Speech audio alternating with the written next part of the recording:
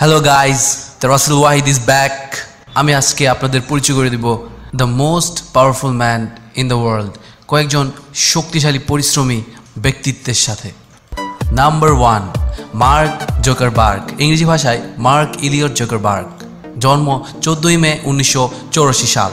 উনি একজন American computer programmer ও software developer, যার আসল পরিচিতি হলো জনপ্রিয় সামাজিক যোগাযোগ ওয়েবসাইট ফেসবুক প্রতিষ্ঠাতা। 26 বছর বয়সেই তার মোট সম্পত্তির পরিমাণ 55.3 বিলিয়ন মার্কিন ডলার।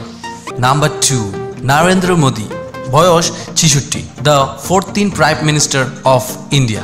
উনিও একজন আকাশ ছোঁয়া স্বপ্নের মালিক।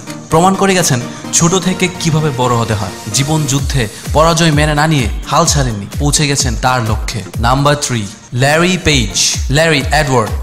জন্ম 26 মার্চ 1973, একজন আমেরিকান কম্পিউটার বিজ্ঞানী এবং ইন্টারনেট উদ্যোক্তা, যিনি সার্গে ব্রিনের সাথে গুগল প্রতিষ্ঠা করেন। নভেম্বর 2016 সালে তিনি বিশ্বের মধ্যে 12তম ধনী ব্যক্তি এবং 36.9 বিলিয়ন ইউএস মার্কিন ডলারের মালিক তিনি।